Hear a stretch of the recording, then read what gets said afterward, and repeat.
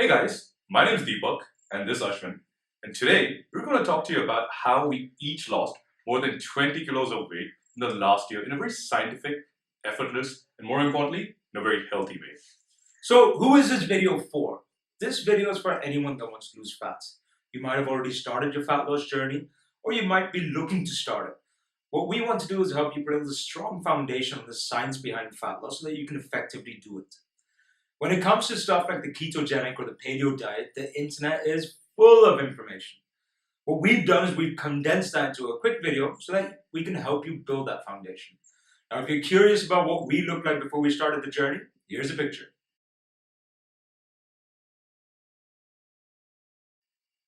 I was 85 kilos. 85 kilos, and I felt like crap. My clothes didn't fit properly. Stuff was sticking out where it shouldn't be sticking out. And in general, I was very low on self confidence and self esteem. Right now, I'm pretty happy with the guy that looks back at me in the mirror. What about you, Deepak? Well, I started off at 95 kilos and I was feeling old, tired, lethargic. Climbing up a flight of stairs, I used to lose my breath. And today, I feel a lot more younger, energetic. I'm at 70 kilos and I'm completely enjoying this. Now, why is this video important for you? It's important for you to understand that weight loss is not the same as fat loss. And losing fat does not necessarily mean you're doing it in a healthy way. So it's supremely important for you to understand how your body functions. Otherwise, we may end up harming our metabolism, organs such as our livers and kidneys, and this will impact your overall health both on the short term and long term. So, this science video has helped hundreds of people across all sorts of different companies. And we sincerely hope that it's going to help you as well. So, all the best in your fat loss journey. All the best to you. Hey there, this is Deepak and Ashwin, and in this video, we will be running you through the science of why we end up becoming fat and how to lose this fat effortlessly and healthily. A disclaimer, we are not doctors. Whenever you embark on any kind of lifestyle transformation, it's a good practice to speak to a medical professional. That said, we do have a deep understanding about the science, and this presentation has been reviewed by the medical community. To start off with, there is no one silver bullet when it comes to fat loss. Just like traveling from A to B, where you can choose to walk, cycle, or even take a taxi, fat loss can be achieved in many different ways. You can diet, and of which there are many different diets that you could follow. You could exercise. You could even go under the knife and get some surgery done. Our goal is to find an efficient and healthy way to lose fat. And to find that, we first need to understand why we get fat in the first place. Now, our lifestyles make it very easy to be unhealthy. A lot of us typically work long hours, we're stressed out, we're short on time, and have a lack of information on what actually works and what doesn't. So if you're fat, cut yourself some slack. There's a lot of environmental factors working against you. However, we do need to be aware of the fact that being overly overweight or obese is not healthy. There are short-term physical problems, problems like tiredness, like joint pains, always feeling hungry and irritable. There are also long-term problems that are linked to obesity and being overweight, particularly heart disease, diabetes, and women's health problems like PCOS. So, the big question, how do we end up being fat? How does the body accumulate more fat than what is actually required? I'll run you through the most common explanation, what most people tell other overweight people their problem is. You eat too much and you don't exercise enough. You put more energy into your body than you spend. And that extra energy is stored for later use as fat. Calories in, calories out. This way of explaining how we got fat has gotten a lot of people to do two things. There's a lot of calorie counting, religiously entering things into a MyFitnessPal and tracking how much energy they're introducing into their body. Second, people also exercise like mad. They're trying to increase their energy expenditure to burn that stored energy. The key point that I want to make here is that the fat gain is stored as potential energy. That energy that we haven't used right now and is stored as fat is energy that our body has kept to use for later. Now, when it comes to the calorie in, calorie out model, there are a few things that are not adequately explained. Remember the key point that was made, that fat is stored as potential energy. Why is it that people who go on a calorific deficit feel low on energy or hungry? We have stored potential energy, so the only way an overweight person should feel low on energy is if there's something that's stopping them from using that stored energy. Secondly, why do we eat more in the first place? What's going on in our heads and our body that makes us grab an extra slice of pizza or munch on popcorn while watching a movie? Calories in, calories out is something that we've borrowed from the world of physics. Humans are complex machines, though. To answer these questions and to come to some sort of an understanding, we need to look at things from a biological lens. Take a second and think about what you think is the most important reason us humans eat. Feel free to pause this video while you jot down a few answers. We eat to survive. Our bodies are tuned and designed for two main things: survival and reproduction. Food is there to help us survive. You might think we eat for pleasure or boredom or stress. And whilst you're partially right, you'll see in the coming slide it all boils back down to survival. Let's take a look at what we eat. The majority of the food that we eat is a different permutation combination of carbon, nitrogen, oxygen, and hydrogen, the four main elements present in our body. Arranging them in different orders gives us our proteins, fats, and carbohydrates. These are the three main macronutrients.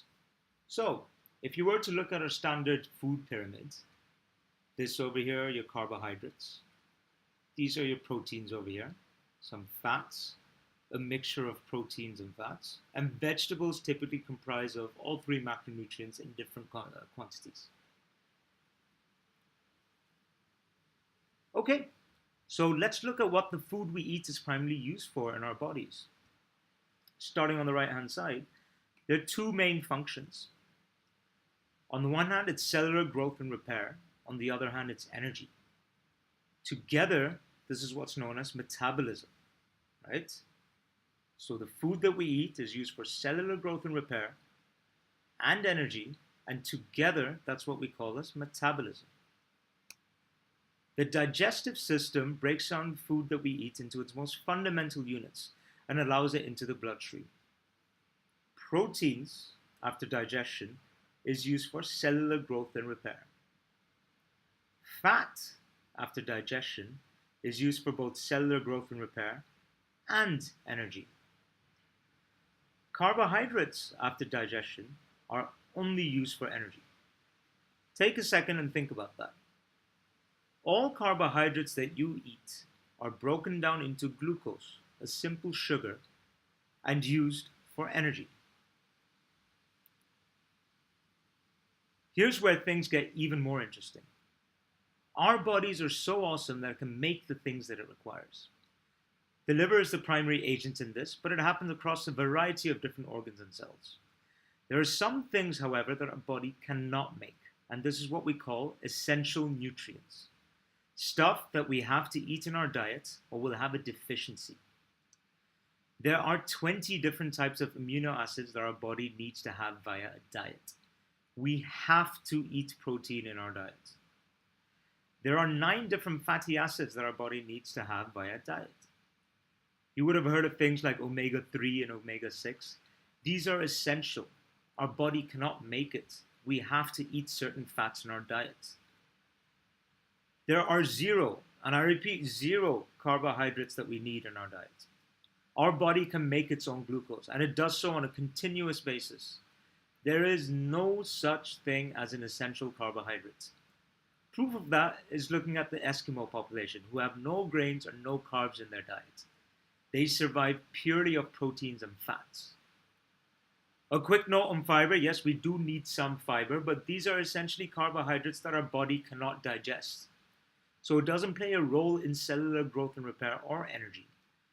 We find fiber in the vegetables that we eat, but more on that a bit later. So here's a quick quiz. A teaspoonful of sugar weighs roughly 5 grams. How many teaspoons worth of sugar do you think there are in these carbohydrate-rich food? Not very clear here, so I'll just highlight it with the mouse. That over there is a bowl of oats. That over there is a samosa. I think the rest you guys can figure out yourselves. It's quite self explanatory. So take your time, pause this video, and jot down your guesses. How many teaspoons worth of sugar do you think these typical foods have?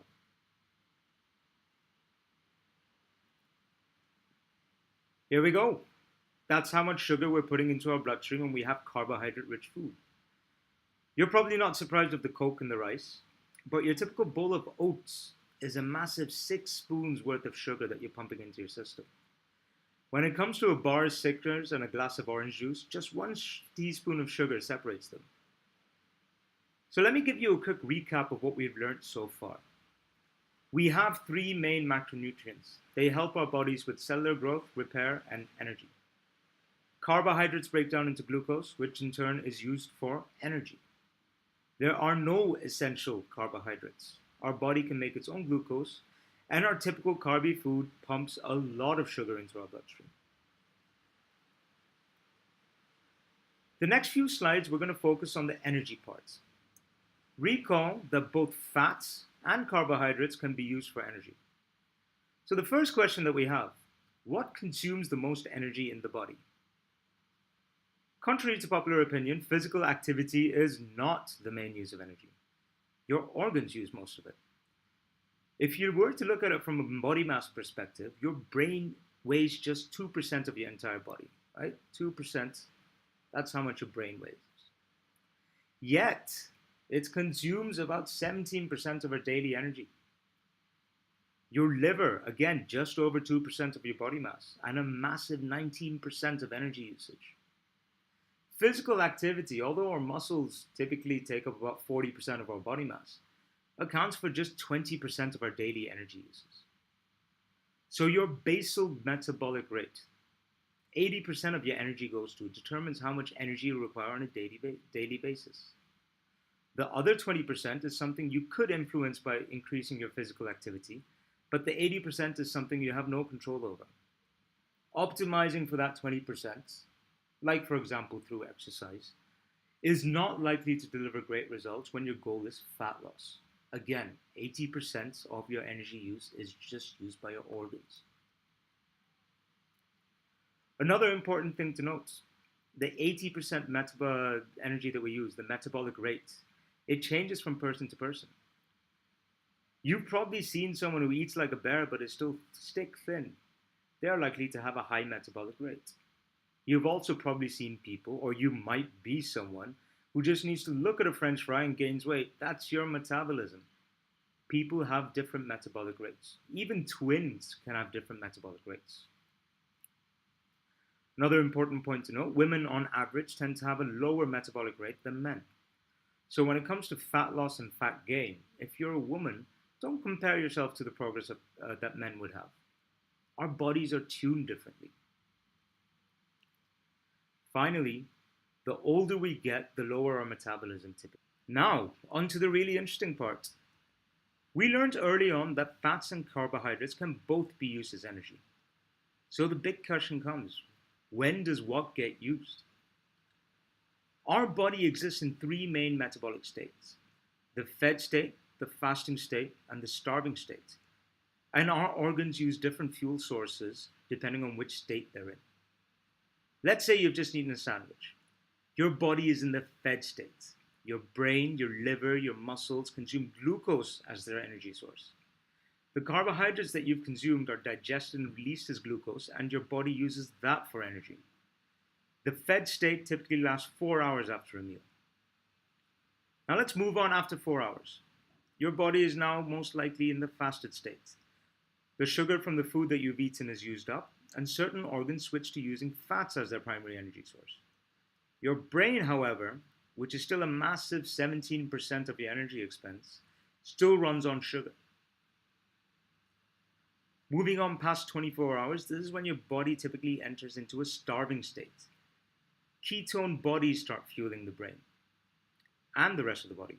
Ketone bodies are derivatives of fat.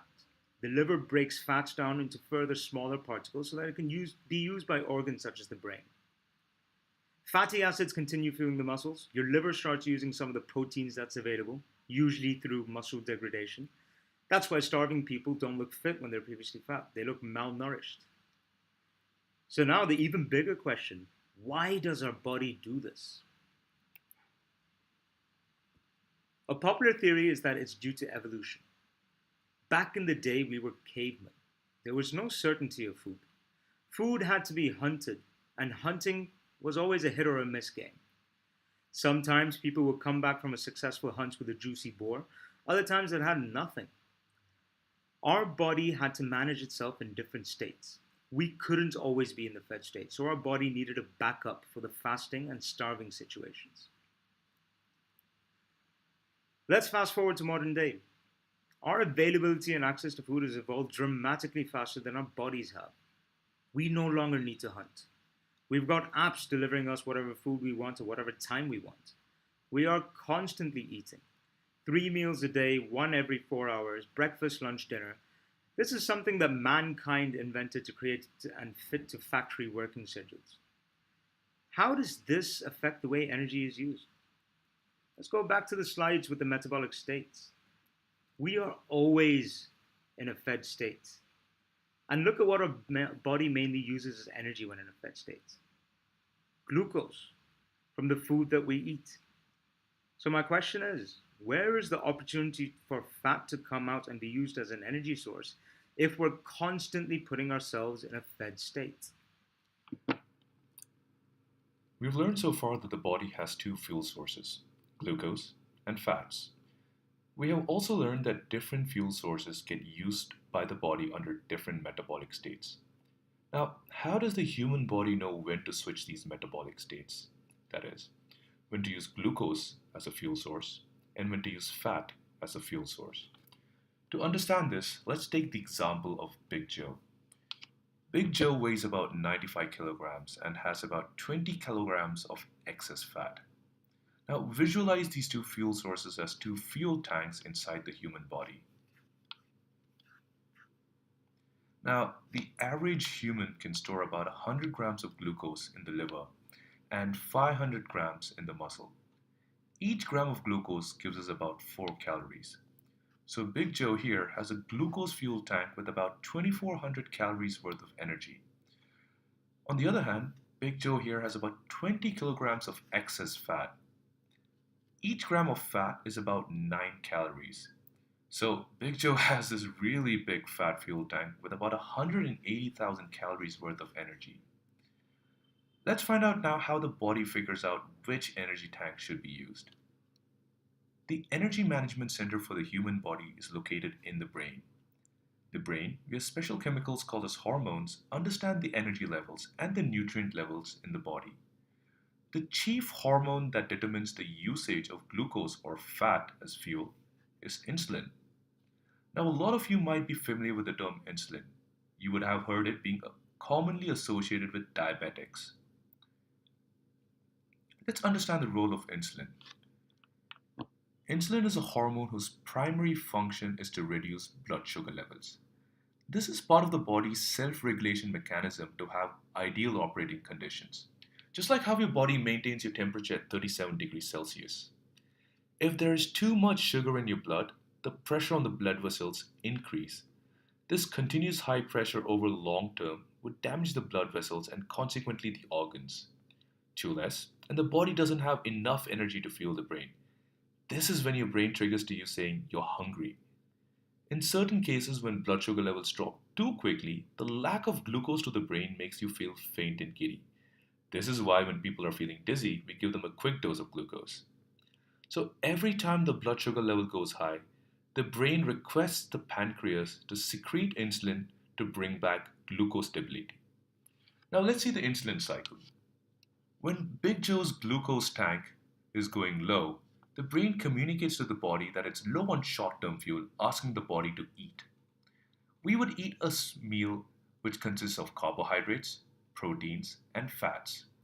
When we consume these carbohydrates, they get digested and turned into glucose. When the sugar levels are rising, the brain would communicate to the pancreas to release insulin.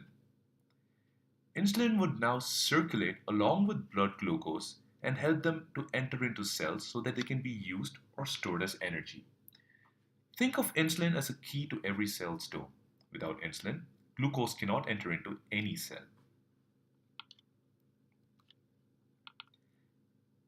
Insulin remains in circulation until glucose tank has been filled up and blood sugar levels have been brought back to normal. Once the tank is full and blood sugar levels have returned to normal, the brain communicates to the pancreas to stop producing insulin. This entire cycle is called the fed state of the human metabolism. After this, the body enters into a state called the fasting state. The brain, from a survival perspective, optimizes the fuel sources. In this state, glucose is used only to fuel the brain and the red blood cells. With insulin levels being super low, the body releases fat from fat cells, and the rest of the body is fueled by fat. Once the body completely runs out of glucose in the glucose tank, the body breaks down fat into ketone bodies to fuel the brain and other organs. The body continues to maintain blood sugar levels and fuel the red blood cells by converting muscle protein into glucose. Therefore, when insulin levels are super low and the body enters either into a fasting state or a starving state, most of the body runs primarily on fat. This is when your body turns into a true fat burning machine. Let me repeat that again. When the insulin levels are super low and the body enters into the fasting state or starving state, most of the body runs primarily on fat. This is when your body turns into a true fat burning machine. However, look at how much sugar we put into our system. This bowl of rice, 9 teaspoons of sugar. This bowl of oats, 6 teaspoons of sugar. This harmless piece of idli here, 3 teaspoons of sugar. The modern man's meal, especially in India, is predominantly high carb, and we are eating ever so often. Thus, we're always in a fed state and our insulin levels are persistently high. So, we really aren't allowing our body to burn any fat at all. All that fat just goes into storage. It's like a fixed deposit you can never get to use. Do you want to see what happens to our glucose levels when we consume a carb heavy meal? This graph here that you see represents our blood sugar levels measured using a continuous glucose monitor. The spike that you see here is after we have consumed a bowl of rice. Observe how our blood sugar levels are elevated for about a good 4 hours. During these hours, insulin levels are elevated prolonged, thus preventing any form of fat burn. Now, imagine if we were to consume 3 such meals every 4 hours. Where are we allowing our body to use any of that fat? So, the answer seems to be rather simple and straightforward, right? If we were to go back to being cavemen, that is, switch back to a fed state, fasting state, and a starving state, we would automatically lose fat. Not just yet. You see, carbs aren't the only thing which can raise your sugar levels. Remember, we said that the body can make its own glucose?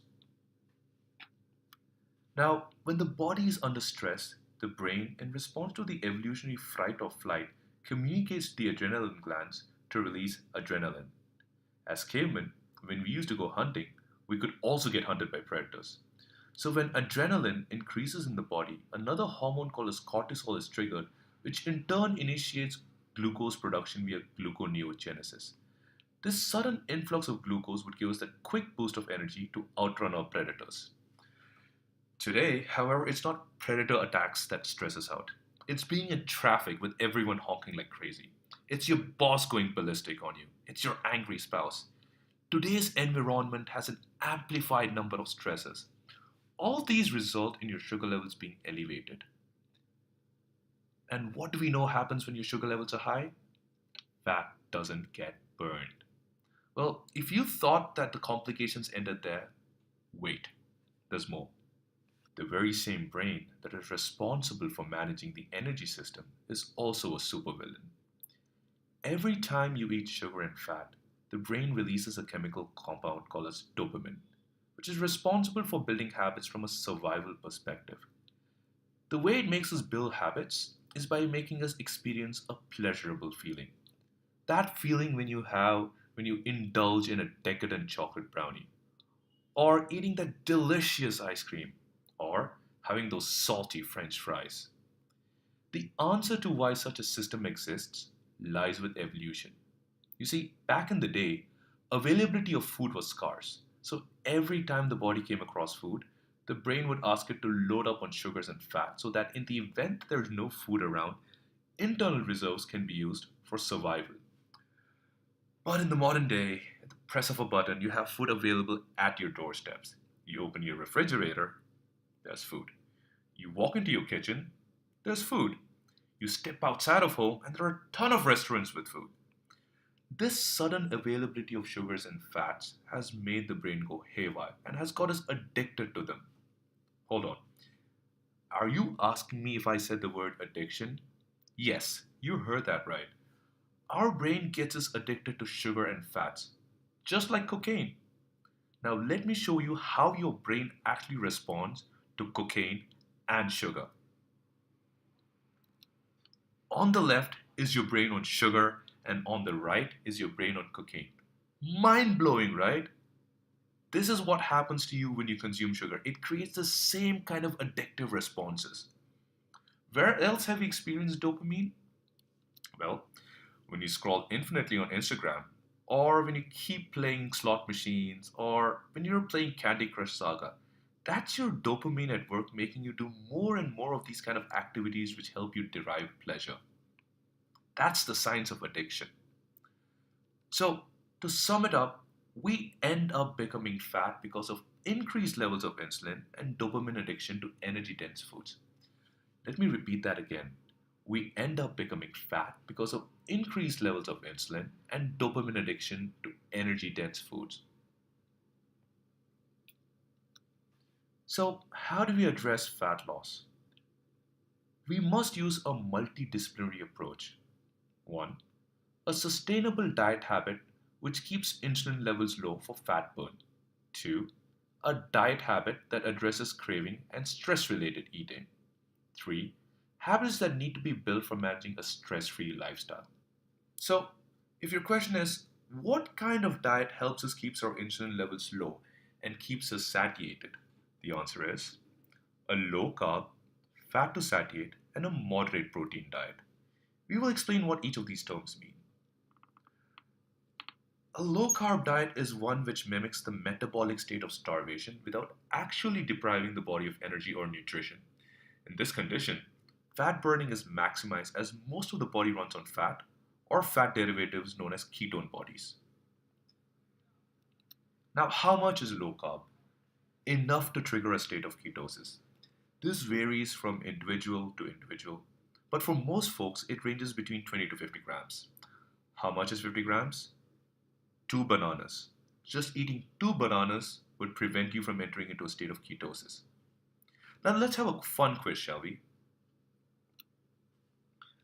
Which of the following items would you have on a low carb diet? I'll pause for a few seconds. Think over it. Which of the following items would you have on a low carb diet? Do you think you have an answer? Let's check. The answer is none of them.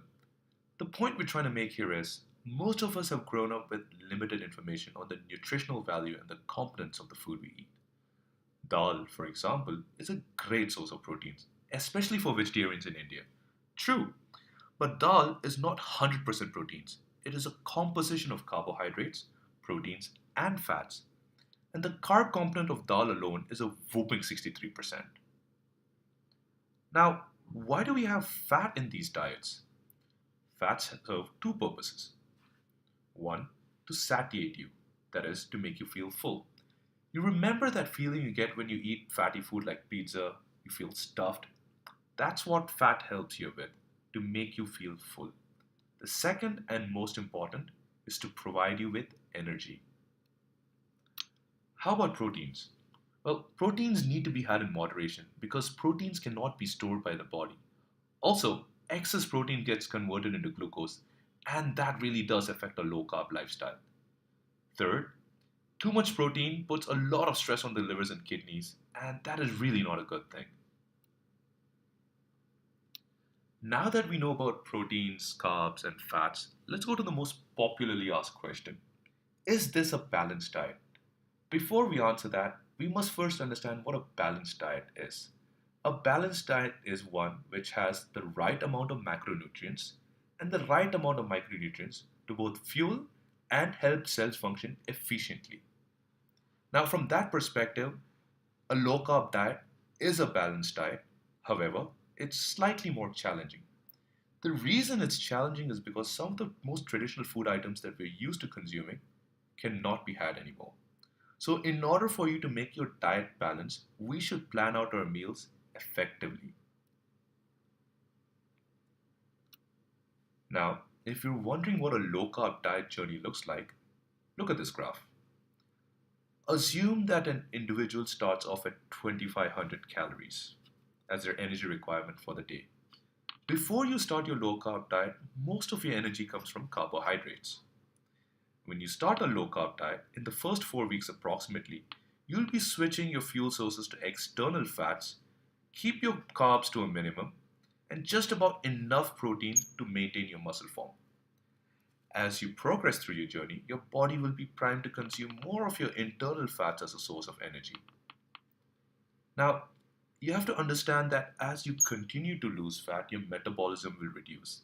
The amount of energy required to power a 95 kg person is very different from the amount of energy required to power an 85 kilogram person. So, as you continue to drop weight, your metabolism will continually, gradually reduce. Once you have achieved your desired body fat percentage, you must maintain a low carb lifestyle to keep at that level. Now, a lot of you may have the question, what would happen if you go back to your old eating habits? Simple. If you were to go back to eating exactly the way you did in the past, you would end up becoming fat again. That's what got you here in the first place. Now that you have understood how a low carb diet helps you lose fat and keep it off, it's important to know how to put it into practice so that the switch is effortless and effective. There are two key components to this. The first is meal planning based on your body type. Every person's body is unique, and you must find out how much proteins and fats and carbohydrates you can consume to lose fat in a healthy way. Next, you must measure your progress frequently by evaluating your biometrics and doing the appropriate course correction. Now, a lot of you may ask, why should I measure?